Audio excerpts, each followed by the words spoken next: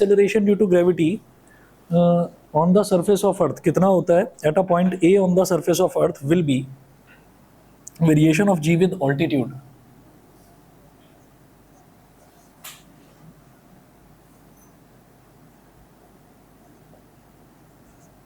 Variation of small g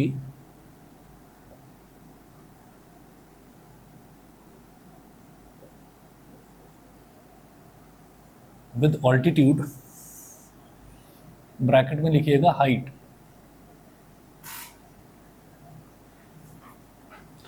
तो इसमें आप मेंशन करेंगे the acceleration due to gravity at a point capital A on the surface of the earth will be small ji is equal to capital G M upon R square. इसको equation number 1 बोल दिया. Capital G M upon capital R square. अब ये जो capital R है ये होता है radius of earth, capital G है यूनिवर्सल ग्रेविटेशनल कांस्टेंट और कैपिटल एम है मास ऑफ अर्थ. इतना था. अच्छा जी, अब इसके बाद आगे चलते हैं. If g H is the acceleration due to gravity at a point B at a height h from the earth surface then. तो अब हमने क्या करा कि जैसे मान लीजिए अर्थ हमने यहाँ पर एक स्फीयर बना लिया. ये अर्थ है, ये अर्थ का सेंटर हो गया, इसको हमने ओ बोल दिया. अर्थ का जो मास है ये कैपिटल एम हो गया.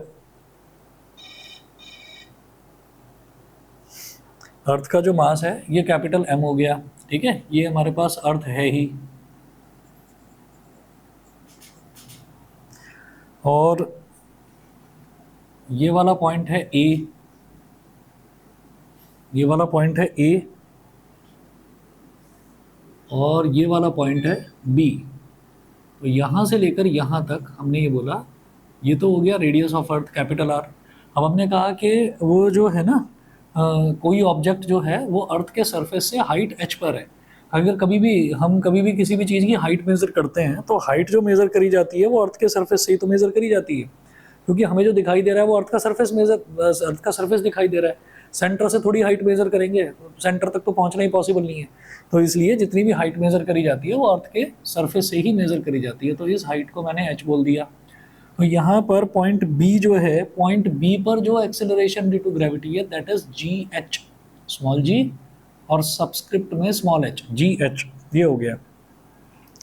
अर्थ का जो मास है वो कैपिटल एम है ही.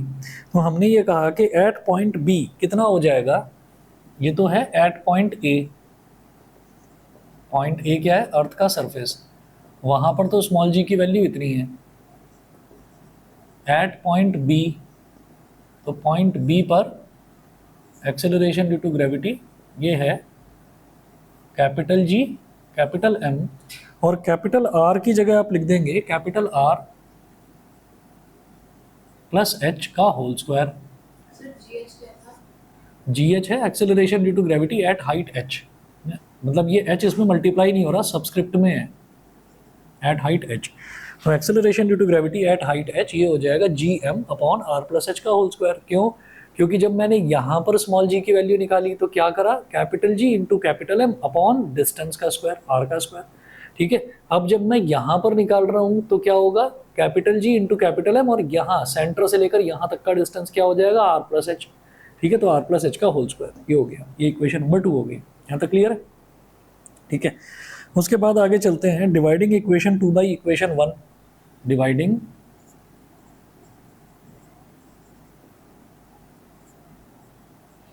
Equation 2 by equation 1. तो इक्वेशन नंबर 2 को इक्वेशन नंबर 1 से डिवाइड कर दीजिए. ये हो जाएगा G H upon G is equal to G M upon R plus H का whole square upon G M upon R का स्क्वायर. इसमें क्या करेंगे, सबसे ऊपर वाले टर्म को सबसे नीचे वाले से मल्टीप्लाई होकर न्यूमरेटर में आ जाएगा, बीच वाले टर्म्स आपस में मल्टीप्लाई होकर डिनोमिनेटर में आ जाएंगे. तो G H upon G is equal to capital G, capital M, capital R square upon capital G, capital M, R plus H का whole square. Capital G M से capital G M cancel out हो गया. ये आ गया हमारे पास R square upon R plus H का होल स्क्वायर. ठीक है, तो इसको हमने लिख दिया जी एच अपॉन जी, ये हो गया R square upon R plus H का होल स्क्वायर. ये होगी इक्वेशन नंबर 3। अरे क्या बात है, सही है। आजकल उधर की क्लासेस ज़्यादा बढ़ गई हैं क्या फिट जी वालों की? हाँ, एक डे में थी सारी सैटरडे संडे में। अच्छा अच्छा, तो ये हमारी हो गई इक्वेशन नंबर 3। इसके बाद हम ये कहेंगे कि यहाँ पर भी मैं एक काम करूँगा, जो डिनोमिनेटर में r प्लस एच है ना, इसमें r प्लस एच का होल स्क्वायर दे रखा है, तो r यहाँ पर मैं कॉमन लेने वाला हूँ। तो ये इस तरह से हो जाएगा कि G H upon G is equal to, यहाँ हो गया आर स्क्वायर, और डिनोमिनेटर में मैंने ब्रैकेट के अंदर ही कैपिटल आर कॉमन ले लिया, तो ये हो गया 1 प्लस एच अपॉन आर का होल स्क्वायर, ये हो गया। अच्छा तो ये समझ में आ गया। एच अपॉन आर, जब भी हमें कोई भी टर्म है ना, जैसे मान लीजिए यहाँ पर लिखा हुआ है 2x प्लस 3x या 3x स्क्वायर है, चलिए, तो हमें ये दिखाई दे रहा है कि इधर x है, इधर x का स्क्वायर है, तो हम ये जानते हैं कि x कॉमन ले लेते हैं। x कॉमन लेने का मतलब क्या है? x से मल्टीप्लाई करना और x से डिवाइड करना। तो आपने x से मल्टीप्लाई कर दिया और हर एक टर्म को x से डिवाइड भी कर दिया, ठीक है। तो इस x से ये कैंसिल आउट हो गया, इससे ये, तो 2 प्लस 3x आ गया, ठीक है। तो यही चीज़ आपने शुरुआत में 10th क्लास में ये देखी है कि भाई x आपने कॉमन ले लिया, तो वो क्या हो गया 2 प्लस 3x। तो कॉमन लेने का मतलब होता है जिस भी टर्म को आप कॉमन ले रहे हैं उसी से मल्टीप्लाई कर रहे हैं ब्रैकेट के बाहर, और ब्रैकेट के अंदर उसी से डिवाइड कर रहे हैं। ये तो r अपॉन आर तो 1 हो जाएगा, और ये हो गया h अपॉन आर, ठीक है, और पूरे का होल स्क्वायर है ही। अब ब्रैकेट के अंदर ये दो टर्म्स मल्टीप्लाई हो रही हैं, कैपिटल R और ये वाला bracket 1 plus H upon R, यानी कि दोनों का होल स्क्वायर हो जाएगा। तो ये हो जाएगा G H upon G is equal to R square upon R square into 1 plus H upon R का स्क्वायर। आर स्क्वायर से आर स्क्वायर कट गया, तो G H upon G is equal to 1 plus 1 upon H upon R का whole square. कितना आ गया? अब इसमें ऐसा होता है कि एक्सपेंडिंग आर एच एस, बस एक लाइन लिखनी है, expanding R H S by using binomial theorem we get. अब क्या होता है कि पूरी बाइनोमियल थ्योरम तो इसमें लगानी नहीं है, ये हो गया जी एच अपॉन जी, और ये पावर 2 है इसकी, तो ये न्यूमरेटर में आकर हो जाएगी 1 प्लस एच अपॉन आर की पावर -2, ठीक है। अब इसमें ऐसा होता है कि भाई यहाँ पर ना मैथ्स वाले जो बच्चे उन्होंने कर रखा है बाइनोमियल थ्योरम, लेकिन बाइनोमियल थ्योरम में आपने ये नहीं देखा होगा कि पावर अगर किसी की नेगेटिव हो जाती है तो क्या होता है। तो आपको बाइनोमियल थ्योरम का जो एक्सपेंशन इसमें देखना है, बस एक ही चीज़ देखनी है कि ये जो -2 है ना पावर, ये इधर मल्टीप्लाई हो जाएगा, बस और कुछ नहीं करना। आप यहाँ पर ये लिखेंगे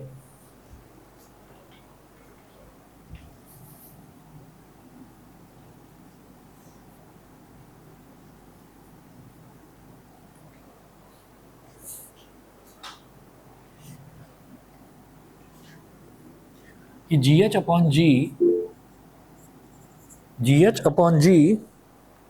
हाँ जी सही है, 1 minus 2h upon R is equal to, ये जो -2 है ये इधर मल्टीप्लाई हो जाएगा, 1 minus 2h upon R, -2h upon R में मल्टीप्लाई हो गया, प्लस आगे आप लिखेंगे plus terms containing higher powers of h upon are,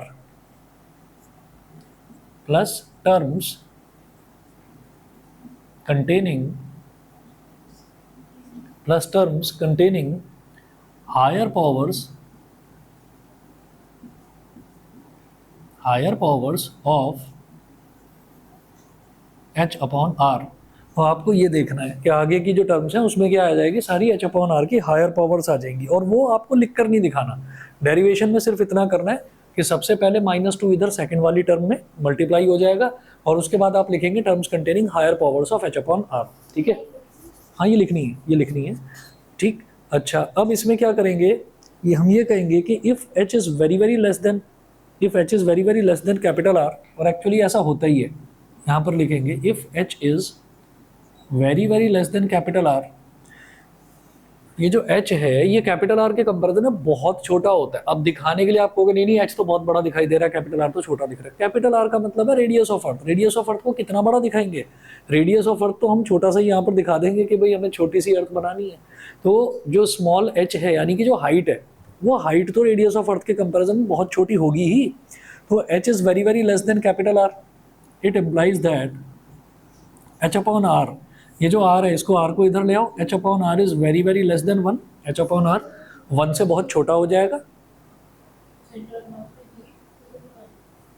क्या? 0 हो जाएगा, हाँ। h upon R is very very less than 1। अब h अपॉन R बहुत छोटा है, 1 से बहुत छोटा है, यानी कि ये है क्या? h अपॉन R बहुत छोटी वैल्यू है। और अगर कोई बहुत छोटा फ्रैक्शन होता है ना 0.00001, बहुत छोटा फ्रैक्शन, तो उसकी जो बड़ी पावर्स आप करते जाते हैं वो और छोटी आती हैं। 0.01 का स्क्वायर करोगे तो 0.0001 आ जाएगा, है ना। क्यूब करोगे तो और छोटी वैल्यू। तो जितनी उनकी बड़ी पावर्स होती हैं वो एक्चुअल में वैल्यू छोटी छोटी छोटी आती चली जाती हैं, ठीक है। इसको आपको ये देखना है जो यहाँ लिखा है ना कि if h is very very less than r, then h upon r is very very less than 1, so that higher powers of h upon r can be neglected। तो higher powers जो h upon r की होंगी वो भी बहुत छोटी आएंगी, और बहुत छोटी आएंगी तो उनको नेग्लेक्ट किया जा सकता है। we get gh upon g, हम ये कहेंगे so higher powers of h upon r can be neglected। higher powers of h upon r can be neglected, can be neglected।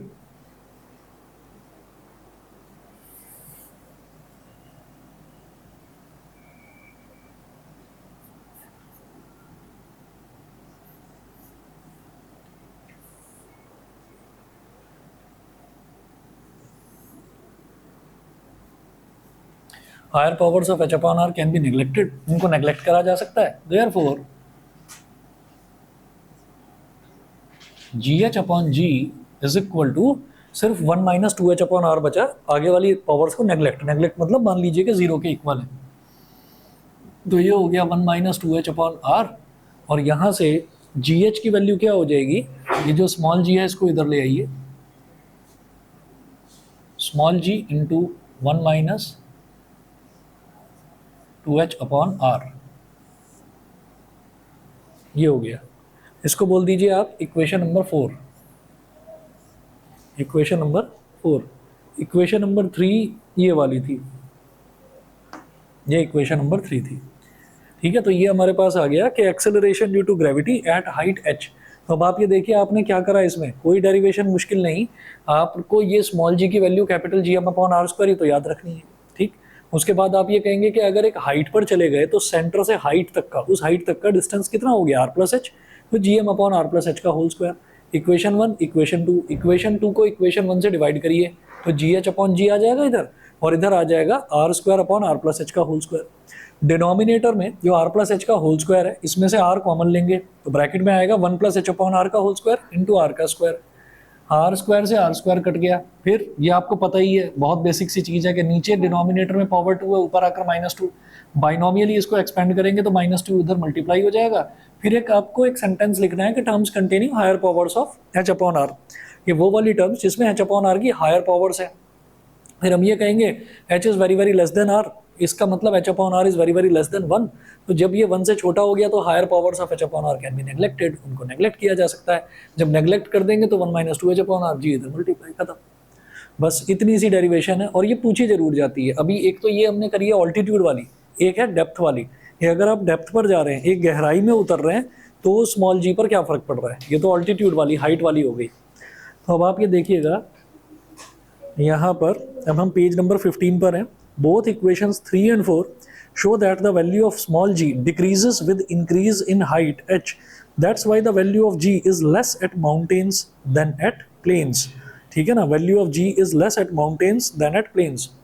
तो माउंटेन्स पर जो स्मॉल g की वैल्यू है वो थोड़ी कम हो जाती है। इसका मतलब ये नहीं है कि माउंटेन पर खड़ा होकर अगर कोई आदमी बॉल उछालेगा तो वो धीरे धीरे आएगी उसके हाथ में, मतलब थोड़ी सी कम हो जाती है। इतनी भी कम नहीं होती कि आप मतलब उसको आइडेंटिफाई कर पाओ कि अभी तो बॉल ना लहराती हुई आ रही है धीरे धीरे, और ग्राउंड पर जाएंगे ना तो फिर क्रिकेट अच्छे से खेला जाएगा, यहाँ पर नहीं खेल सकते।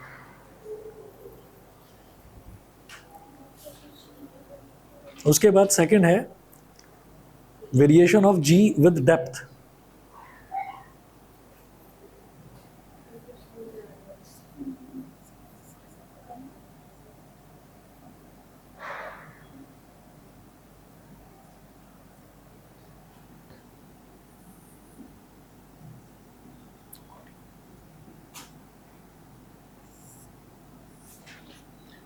Variation of ji with depth. अच्छा, the acceleration due to gravity at any point A on the surface of the earth will be, वही पुरानी कहानी, small ji is equal to capital G M upon R square, equation number 1। Assuming the earth to be a homogeneous sphere of average density rho, then its total mass will be। ठीक है, अब मास का concept यहाँ पर use होगा, बताऊंगा अभी क्यों। तो हमने क्या करा, हमने सबसे पहले यहाँ पर अर्थ बना लिया इस तरह से,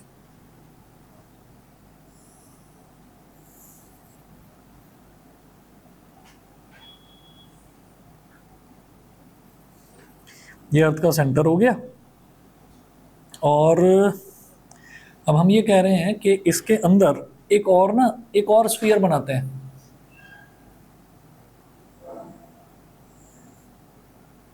एक और स्फीयर बना लिया, और जब एक और स्फीयर बनाया तो यहां से लेकर, और ये वाला जो पॉइंट है इसको ए बोल दिया, तो यहां से लेकर और यहां तक सेंटर तक, ये तो कहने की जरूरत ही नहीं है, तो रेडियस ऑफ अर्थ हो गया। ठीक है, और कितनी गहराई पर आप स्मॉल जी की वैल्यू कैलकुलेट करना चाहते हैं, स्मॉल डी। तो ये क्या हो गया, ये शोर शराबा से किस चीज का हो रहा है? यही यही है, सोसाइटी में है। अच्छा, मैंने सोचा अब तो वो भी खत्म हो गया, गणपति वाला। गणपति वाले वो बीच बीच में वो निकलते हैं ना, इधर पास में रोड है, वो निकलते थे।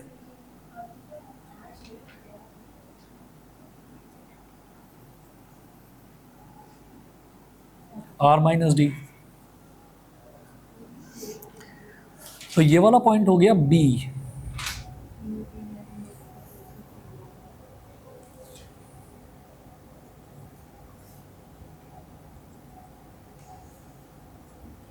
ये टोटल डिस्टेंस तो कैपिटल आर हो गया, मतलब रेडियस ऑफ अर्थ। ठीक है, अब देखिएगा यहां पर हम क्या चाहते हैं कि स्मॉल ए पर पॉइंट, सॉरी कैपिटल ए जो पॉइंट है, कैपिटल ए पॉइंट पर स्मॉल जी की वैल्यू कितनी है,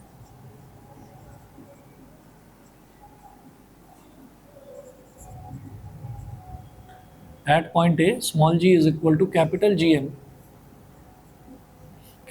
एम अपॉन आर स्क्वायर। ठीक है, capital G M upon R square, ये हो गया इक्वेशन नंबर 1।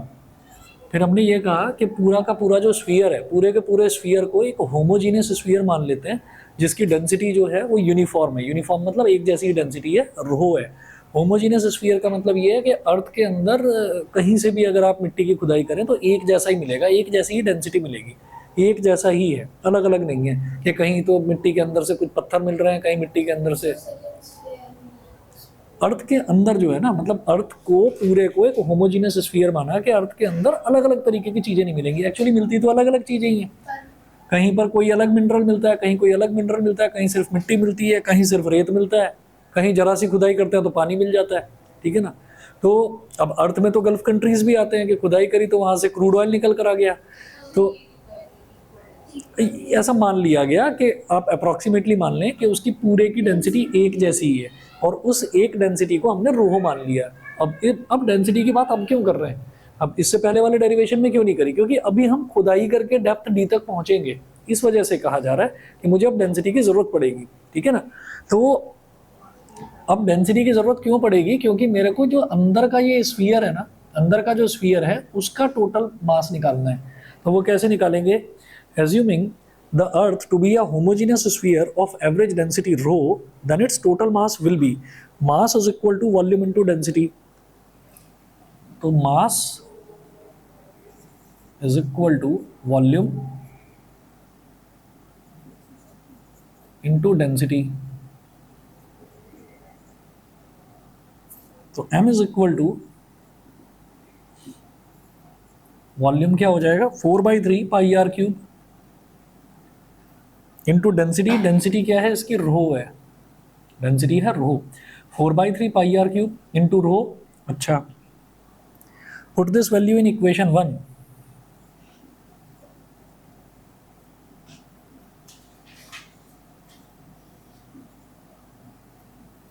इस वैल्यू को अगर इक्वेशन 1 में सब्स्टिट्यूट कर दिया जाए तो क्या होगा, put this value in equation 1, तो स्मॉल जी की वैल्यू हो जाएगी, स्मॉल जी की वैल्यू हो जाएगी कैपिटल जी, एम की जगह ये पूरी वैल्यू रख दीजिए 4/3 पाई आर क्यूब रो। बताइए भाई, यहाँ तक तो क्लियर, ठीक है। स्मॉल जी की वैल्यू क्या है, कैपिटल जी एम, तो कैपिटल जी तो as it is, capital M की वैल्यू ये रख दी, upon R square, upon R square. अब क्या होगा, आर स्क्वायर से ये कैंसिल, तो ऊपर केवल कैपिटल आर बच गया, ठीक है। तो ये क्या हो जाएगा, कर दो बंद इसको, चाहे तो तबीयत खराब है क्या, कर दो बंद कर दो। वो उसको इसलिए चला रखा है, घुटन हो जाती है अंदर फिर ना, इसलिए 26 पर कर रखा है मैंने, कहोगे तो ये भी बढ़ा दूंगा। तो स्मॉल जी की value 4/3 pi G R rho, 4/3 pi G R rho. हाँ, मर्जी, ये सब मल्टीप्लाई हो रहा है, आगे पीछे कहीं भी मल्टीप्लाई करो, ठीक है ना। ये हो गया इक्वेशन नंबर 2। अच्छा, let small G D be the acceleration due to gravity at point B at depth D below the surface of the earth. A body at B is situated at the surface of inner solid sphere. तो जब हम ये कहते हैं ना, जब हम ये कहते हैं कि कोई पॉइंट यहाँ पर A पर सिचुएटेड है, वो पॉइंट A पर सिचुएटेड है, तो इसका मतलब वो कहाँ पर सिचुएटेड है, वो पूरे अर्थ का पूरा जो स्फीयर है वो स्फीयर के सरफेस पर सिचुएटेड है। हमने कहा अगर कोई पॉइंट यहाँ पर D पर लोकेटेड है तो हम ये कहेंगे कि इनर, अंदर एक स्फीयर मानो, तो अंदर वाले स्फीयर पर लोकेटेड है वो। अब अंदर वाला जो स्फीयर है, इस अंदर वाले स्फीयर का मास निकालना होगा, वो कैसे निकालेंगे देखिएगा। तो a body at B is situated at the surface of inner solid sphere and lies inside the spherical shell of thickness d. Therefore, a body at B experiences a gravitational force due to the inner shaded sphere of radius capital R minus d and mass m dash, and mass m dash। और अंदर वाले sphere को shade कर लो, ठीक है। तो हम ये कहेंगे कि अंदर वाले का जो मास है ना, मतलब अंदर वाला जो स्फीयर है, ये जो छोटा स्फीयर है, इस छोटे वाले स्फीयर का मास अगर m डैश हो गया,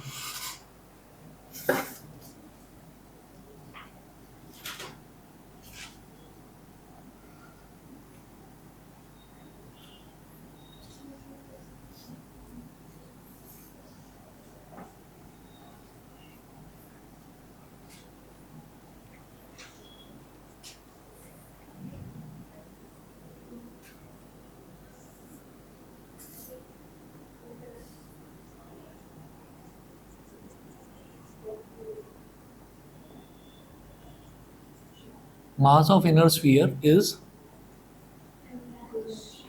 m डैश, और अंदर वाला जो स्फीयर है उसका मास भी तो ऐसे ही निकालेंगे, वॉल्यूम इनटू डेंसिटी करके। तो अंदर वाले की जो वॉल्यूम है वो कितनी हो जाएगी, 4/3 पाई, यहाँ रेडियस कितना है r माइनस डी, तो 4/3 पाई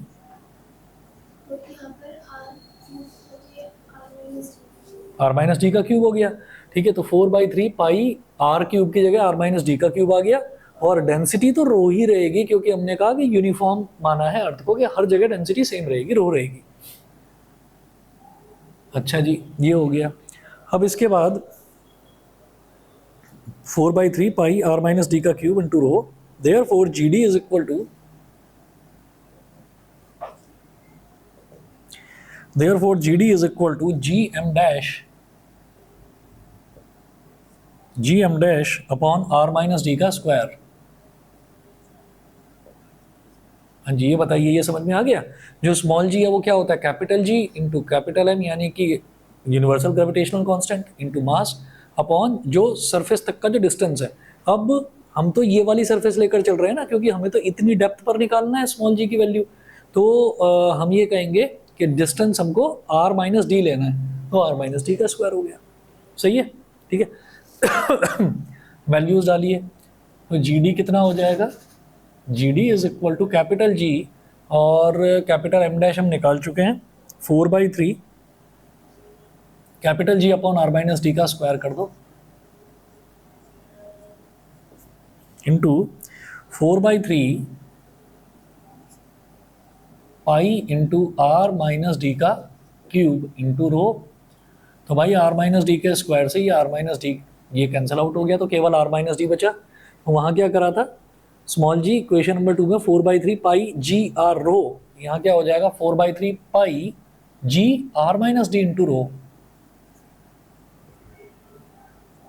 4/3 pi G R minus D into rho, और ये हो गई हमारे लिए equation number 3।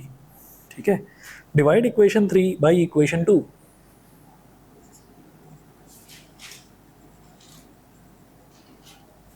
Equation 3 by equation 2। Equation number 3 को इक्वेशन नंबर 2 से डिवाइड करना है, G D upon G 4/3 pi G R minus D upon rho upon 4/3 pi G R rho, 4/3 pi G 4/3 pi G cancel out, rho rho ये भी cancel out, R minus D upon R ये बचा,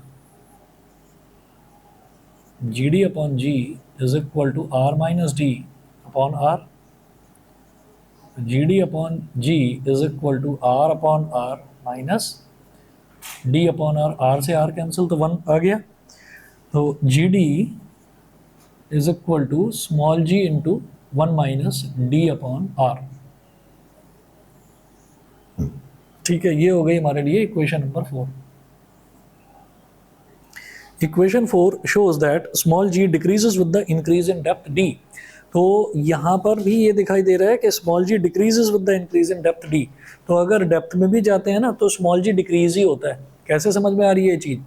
भाई small D एक छोटी value है, क्योंकि small D capital R के कंपैरिजन में बहुत छोटा है। हम ये कहेंगे ना डेप्थ आर से तो छोटा ही होगा ना, आप आर तक थोड़ी खुदाई कर देंगे, उससे तो छोटा ही रहेगा। तो इसको इधर ले आओ, D upon R is very very less than 1। तो 1 में से कोई चीज़ सब्ट्रैक्ट कर रहे हैं तो कोई छोटी वैल्यू ही आ रही है, 1 से छोटी वैल्यू आ रही है, उससे स्मॉल जी को मल्टीप्लाई करेंगे। तो अगर मान लीजिए 0.1 भी है ना, तो ये 9.8 था, तो 9.8 में 0.1 मल्टीप्लाई करेंगे तो कितना हो जाएगा 0.98। तो वैल्यू कम ही आ रही है। तो आप जब नीचे जाएंगे ना, डेप्थ में जाएंगे, तब भी वैल्यू कम होती है, और जब आप हाइट पर जाते हैं तब भी वैल्यू कम होती है। ठीक है, डेप्थ में भी वैल्यू कम होती है स्मॉल जी की, और हाइट पर भी वैल्यू कम होती है, दोनों तरीके से वैल्यू कम ही होती है। हाँ जी, हाँ लेकर तो गए थे, यहाँ पर करा तो था भाई जी। यहाँ पर अरे लेकर गए तो मैं उसको यहाँ से करते हुए और यहाँ पर आ गया ना, ये 1 माइनस 2h अपॉन आर रह गया, और फिर स्मॉल जी को इधर ले गए, हो तो गया मल्टीप्लाई। यहीं करना चाहते हो यहाँ कर लो, एक ही बात है भाई, पहले चाहते हो पहले मल्टीप्लाई कर लो। ठीक है, अच्छा जी, इसके बाद देखिए wait of a body at the centre of अर्थ। तो सेंटर ऑफ अर्थ पर वेट ऑफ अ बॉडी, किसी भी बॉडी का वेट सेंटर ऑफ अर्थ पर कैसे निकालते हैं? Centre of earth at the centre of earth d is equal to R, using equation 4 derived above, G D is equal to, अगर body को किसी को खुदाई कर करके आप सेंटर तक ही लेकर चले गए, तो ये जो आपका डेप्थ है ना स्मॉल डी, ये कैपिटल आर के इक्वल हो जाएगा। और सोचो जब डी और आर दोनों इक्वल हो जाएंगे तो आप डी की जगह आर ही लिख देंगे, आर से आर कैंसिल, 1 बचा, 1 माइनस 1 0, 0 इंटू जी इज 0। ठीक है, तो वही लिखा हुआ है G D is equal to G into 1 minus R upon R, 0 के equal. So weight of a body of mass M at the centre of the earth will be 0। जब acceleration due to gravity ही नहीं रहा तो wait तो 0 हो ही जाएगा। Wait क्या होता है? m इंटू जी। जब हमारा जी ही सेंटर पर आकर 0 हो गया तो वेट भी तो वहाँ पर 0 ही होगा। ठीक, क्लियर है? अच्छा जी, अगला देखेंगे relation between height h and depth d for the same change in g। 1 minute wait करिए, मैं अभी आ रहा हूँ। ये वाला नहीं, ये कौन सा वाला है? अच्छा, दोनों एक जगह कर दिए क्या? हाँ, ये वाला तो मैथ्स का है।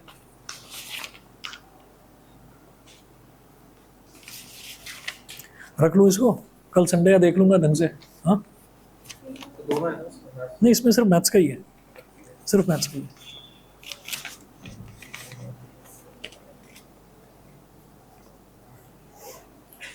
रिजल्ट तो तुम्हारा भी आ गया होगा। कब, आज ही आया क्या? कैसा रहा?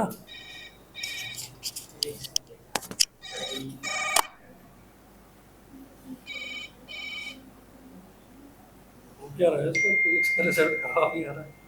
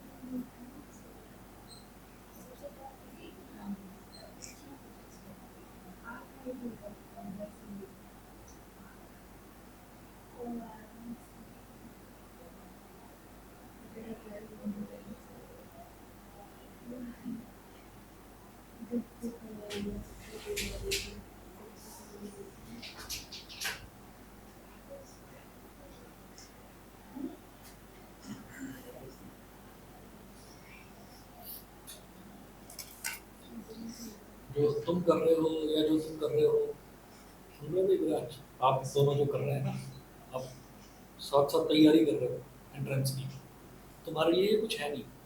सिर्फ मतलब मैं बता रहा हूँ, और ज़्यादा सिलेबस भी नहीं है। आप डेली के 2 टॉपिक पकड़ दो बस। जैसे अभी ये वेरिएशन इन हाइट है और वेरिएशन इन डेप्थ है, अब ये देखोगे तो करते आज अभी अभी करा है ना, हार्डली 10 से 15 मिनट लगेंगे और ये रिवाइज हो जाएगा आराम से। प्रॉब्लम वहाँ होती है कि जहाँ इसको छोड़ दिया 1 या 2 दिन के लिए, फिर उसके बाद में समझने में का मन नहीं करता, और समझ में आ भी जाता तो टाइम लगता है। तो अभी करा, अभी क्या, अभी इसको रिवाइज कर दो, और रिवाइज करने के बाद में फिर पता है क्या है कि जैसे मान लो अभी ये समझ में आ रहा है और ये लगेगा आ रहा है तो बहुत सही लग रहा है, अच्छा ये वाला भी कर लेते हैं, तो दूसरा भी कर लिया, फिर मन करता है कि तीसरा भी उठाओ, चौथा भी उठाओ, फिर क्या है कि अब फिजिक्स में मन लगने लगा तो लगा, पता चला कि फिजिक्स में ही लग गए, वहाँ केमिस्ट्री छूट जाती है, फिर मैथ्स छूट जाती है। तो 2 टॉपिक पकड़ लो। आपका मैं बता रहा हूँ कि इस तरीके से निपटेगा सिलेबस कि दिक्कत नहीं आएगी। मतलब ये ज़्यादातर बच्चों के साथ मैंने देखा है कि तैयारी कर रहे हैं और जो आसान वाली चीज़ है इसमें टेंशन ले रहे हैं, ये कुछ है नहीं। आप लोग इससे ऊंची चीज़ कर रहे हो भाई।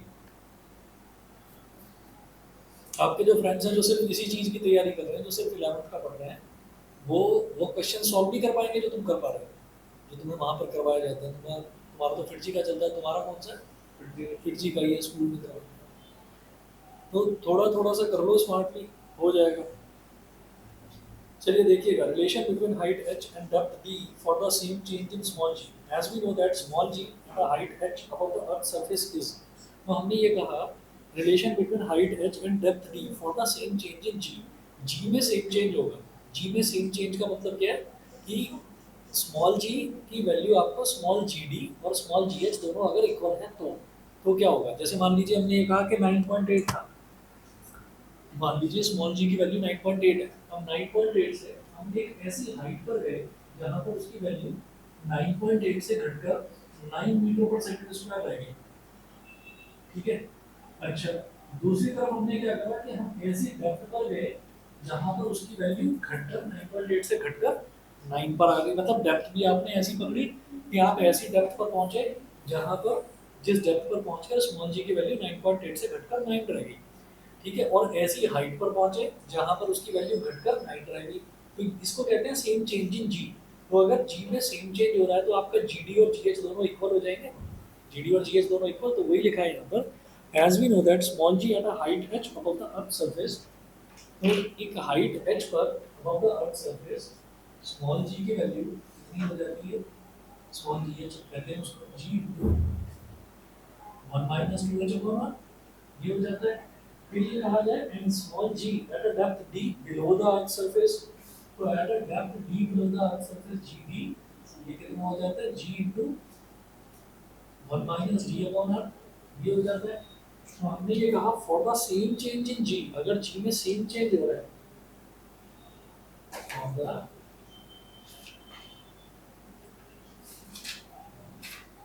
Same change in small ji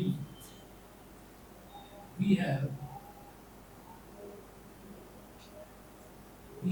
GH is equal to GD। अब GH कितना है G into 1 minus 2H upon R, और GD कितना है 1 minus D upon R। और G से G कैंसिल हो तो 1 minus 2H upon R is equal to 1 minus D upon R, ये रह गया। इधर भी प्लस करो इधर भी प्लस करो कैंसिल आउट, इधर भी माइनस का साइन इधर भी माइनस का साइन कैंसिल आउट, डिनोमिनेटर में इधर भी आ इधर भी आ कैंसिल आउट, तो ये 2h है।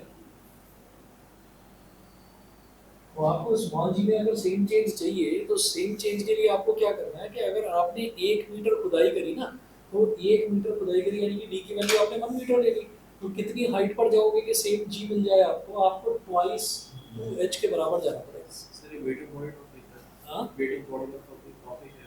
हाँ, वेट ऑफ बॉडी वाले में ये हमने बताया कि अगर हम सेंटर ऑफ अर्थ पर जाते हैं ना, तो सेंटर ऑफ अर्थ पर जाते हैं तो वहाँ पर वेट जीरो हो जाता है। क्यों हो जाता है जीरो?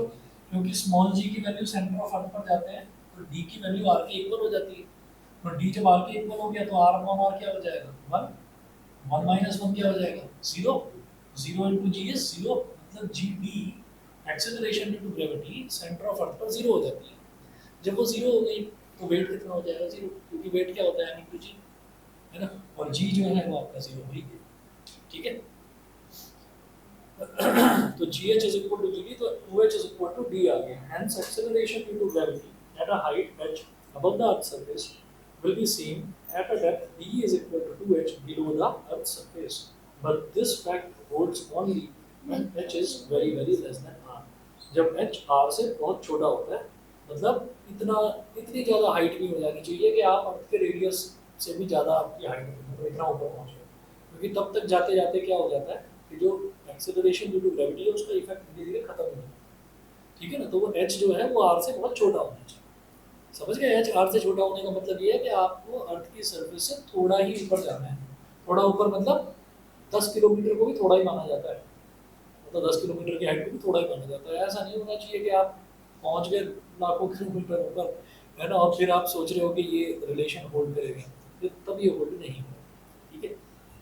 चलिए जी, उसके बाद जो थर्ड है variation of ji with shape of earth, ये भी हट चुका है सिलेबस में से। फोर्थ है variation of ji with latitude और रोटेशन ऑफ अर्थ, ये भी हट चुका है। ठीक है। और जो स्पेशल केसेस हैं ये स्पेशल केसेस भी हट चुके हैं, इक्वेटर वाला पोल वाला ये सब हट चुके हैं।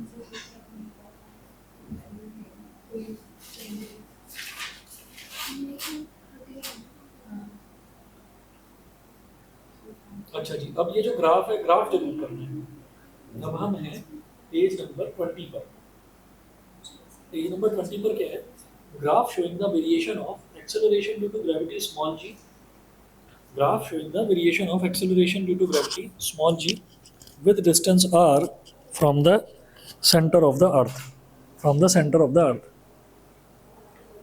अब देखिएगा क्या करना है इसमें.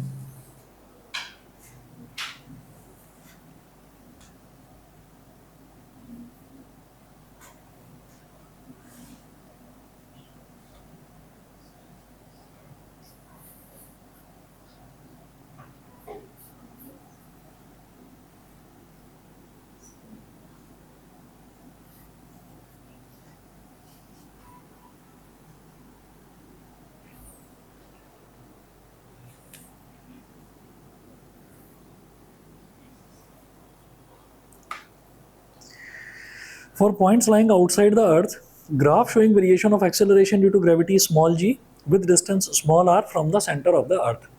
तो हमें ये देखना है कि सेंटर ऑफ द अर्थ से अगर डिस्टेंस चेंज होता रहता है तो एक्सेलरेशन ड्यू टू ग्रेविटी में कैसे चेंज होता है उसका ग्राफ बनाना है. तो अब आप ये देखिए 4 points lying outside the earth.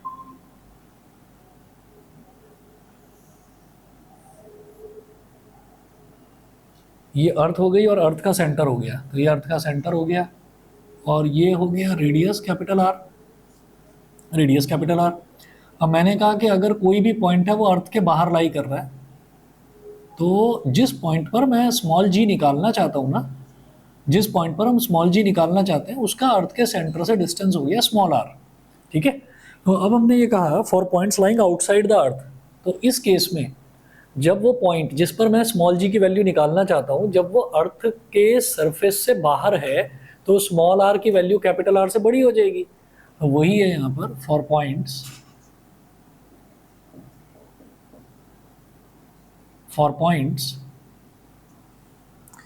lying outside the earth,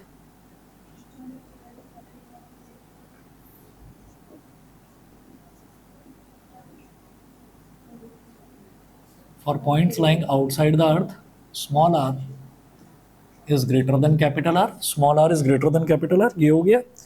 तो हम ये जानते हैं कि स्मॉल जी एच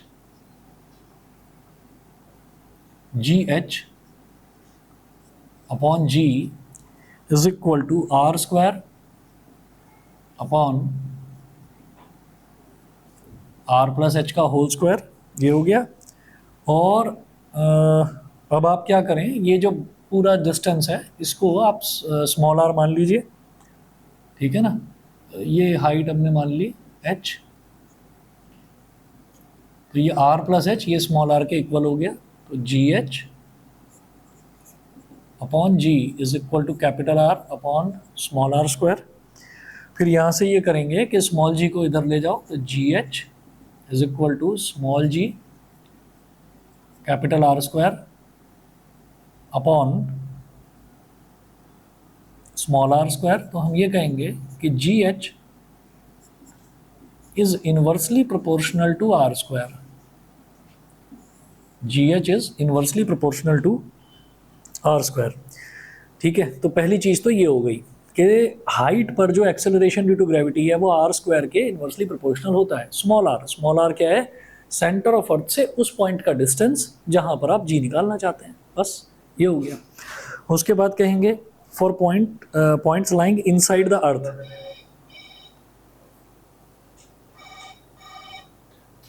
आप ये देखिएगा ये जी एच क्या हो गया, स्मॉल जी इधर ले आएंगे तो small G R square upon small R square.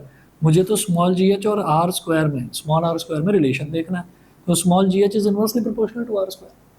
ठीक है ना, क्योंकि ऊपर के ये जो दोनों टर्म्स है स्मॉल जी 9.8 इसकी वैल्यू तो फिक्स है और capital are radius of earth ये भी फिक्स है, तो ये दोनों तो कांस्टेंट हो गए.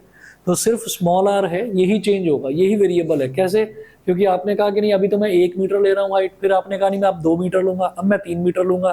तो स्मॉल एच बार बार चेंज होता जाएगा और जब स्मॉल एच चेंज होगा तो स्मॉल आर चेंज होगा, क्योंकि small R is equal to capital R plus H. ठीक है ना, ये हो गया. तो ये है for points lying outside the अर्थ.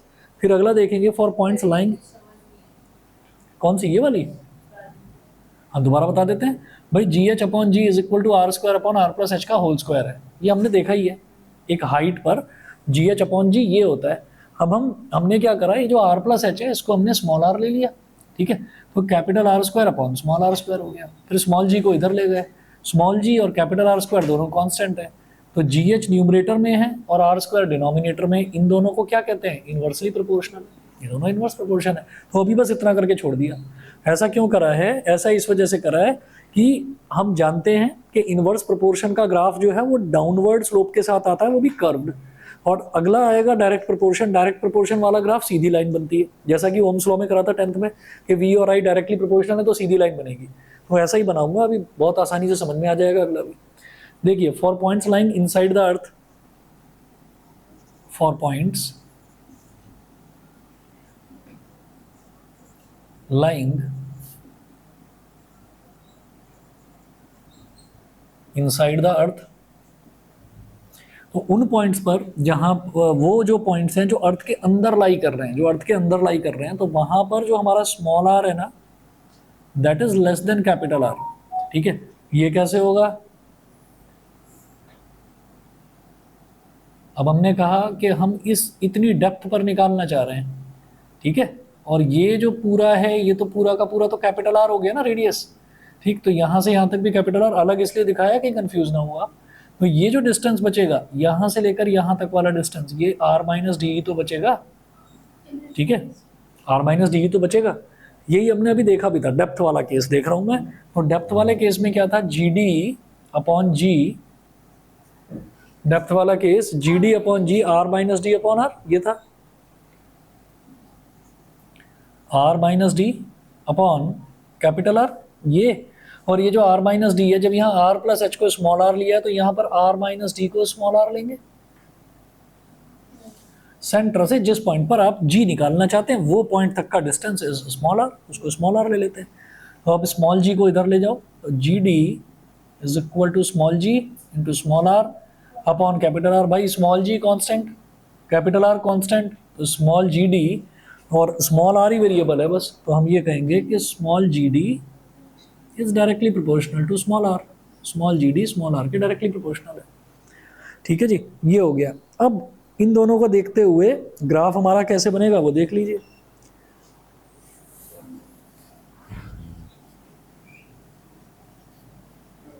नमस्ते, गुड इवनिंग, गुड इवनिंग।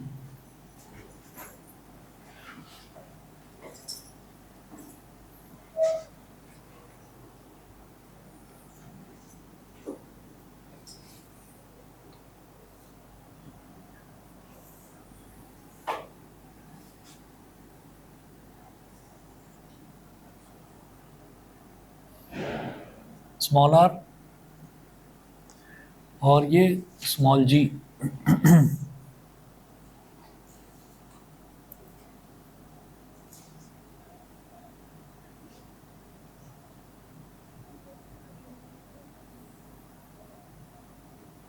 यहां पर पॉइंट ले लिया मैंने कैपिटल आर। स्मॉल आर अगर कैपिटल आर के इक्वल है, जरा सोचो, स्मॉल आर कौन सा डिस्टेंस है, ये वाला। तो स्मॉल आर अगर कैपिटल आर के इक्वल है, मैं यहाँ पर एक्स एक्सिस पर क्या लेता जा रहा हूँ, स्मॉल आर लेता जा रहा हूँ, तो स्मॉल आर अगर कैपिटल आर के इक्वल है, यानी कि मैं अर्थ के सरफेस की बात कर रहा हूँ। अगर स्मॉल आर कैपिटल आर के इक्वल है, जैसे यहाँ पर भी देखो कि स्मॉल आर बड़ा ले रखा है, इसको छोटा कर दो कैपिटल आर के इक्वल, तो हम अर्थ के सरफेस की बात कर रहे हैं। अच्छा, यहाँ पर एक डॉटेड लाइन बनाएंगे ऐसी, ये बना ली। तो अगर स्मॉल आर की वैल्यू कैपिटल आर से कम कम कम कम है, स्मॉल आर की वैल्यू कैपिटल आर से कम है, इसका मतलब हमने अर्थ की खुदाई करके हम अंदर की तरफ उतरते जा रहे हैं, अर्थ के अंदर जाते जा रहे हैं। तो जब हम अर्थ के अंदर जा रहे हैं यानी कि हम एक डेप्थ पर जा रहे हैं, डेप्थ पर जा रहे हैं। और डेप्थ वाले केस में स्मॉल जी डी, मतलब स्मॉल जी जो है वो आर के डायरेक्टली प्रोपोर्शनल है, तो डायरेक्ट प्रोपोर्शन में तो स्ट्रेट लाइन ग्राफ बनता है, बन गया स्ट्रेट लाइन ग्राफ। वही जैसे ओम्स लॉ में देखा था, V is directly proportional to I, तो स्ट्रेट लाइन ग्राफ बन गया। अच्छा, इसके बाद आगे की कहानी कि अब आर की वैल्यू धीरे धीरे बढ़ती जा रही है, स्मॉल आर की वैल्यू कैपिटल आर से बड़ी होती जा रही है। तो जब स्मॉल आर की वैल्यू कैपिटल आर से बड़ी होगी, इसका मतलब मैं अर्थ के सरफेस से बाहर जा रहा हूँ, ऊपर जा रहा हूँ। और जब ऊपर जा रहे हैं तो भाई इनवर्स प्रोपोर्शन है। इनवर्स प्रोपोर्शन का ग्राफ कैसे बनता है, डिक्लाइनिंग स्लोप के साथ, कर्व्ड। ठीक है, डिक्लाइनिंग स्लोप के साथ। अब दिमाग में ये चीज आ सकती है कि डिक्लाइनिंग स्लोप के साथ कर्व्ड ही क्यों बन रहा है। कर्व्ड इस वजह से बन रहा है भाई यहाँ ये आर के डायरेक्टली प्रोपोर्शनल था, यहाँ आर स्क्वायर के इनवर्सली प्रोपोर्शनल है। अगर जी एच ऐसे होता ना, इज इनवर्सली प्रोपोर्शनल टू, अगर आर होता तो मैं स्ट्रेट लाइन बना देता, लेकिन आर स्क्वायर है तो आर स्क्वायर मतलब ये क्वाड्रेटिक एक्सप्रेशन की तरफ जा रहा है, उसका पैराबोला बनता है। तो इसलिए आपको क्या याद रखना है कि अगर आर के डायरेक्ट इनवर्सली प्रोपोर्शनल होता तो मैं स्ट्रेट लाइन बना देता, लेकिन आर स्क्वायर के इनवर्सली प्रोपोर्शनल है तो ऐसी लाइन आप बनाएंगे। ये ग्राफ है इसका। यहाँ पर आप लिख देंगे इस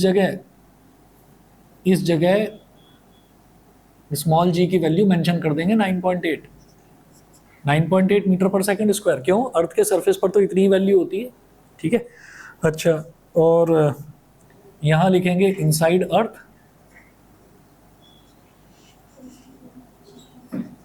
और ये जो है इधर मेंशन कर देंगे आउटसाइड अर्थ।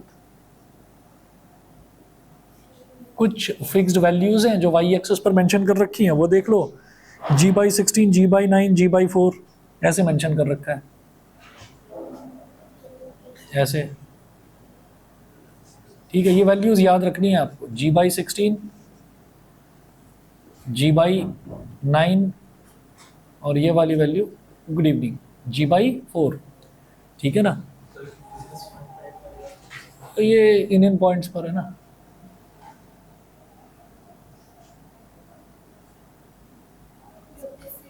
बता रहा हूँ, ये जो G/4 है ये यहाँ पर आ रही है। 4 का मतलब क्या, 2 का स्क्वायर है, तो भाई ये 2R को करस्पॉन्ड करेगा। ये 9 का मतलब ये 3 का स्क्वायर है, तो ये 3R को करस्पॉन्ड करेगा। ये 16 है मतलब 4 का स्क्वायर है, तो ये 4R को करस्पॉन्ड करेगा। ऐसे लर्न कर लीजिए, 3 वैल्यूज फिक्स्ड है, ठीक है। ये ग्राफ फिक्स्ड है, ग्राफ पूछा जाता है। उसके बाद जो variation of G due to other factors है ना, ये भी नहीं करना आपको, आगे सिर्फ ग्रेविटेशनल फील्ड पर ही आना। काफ़ी सारी चीज़ें कटी हुई है, मैं बताता रहूँगा आपको, ठीक है। बस तरीका वही है कि जो आज टॉपिक्स करें ना वो आज ही कर लेना रिवाइज, ठीक है।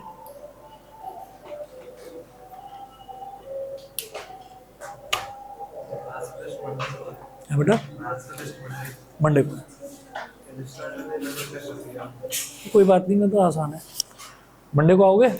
टेस्ट है मंडे को मैथ्स का, बायनोमियल परमुटेशन।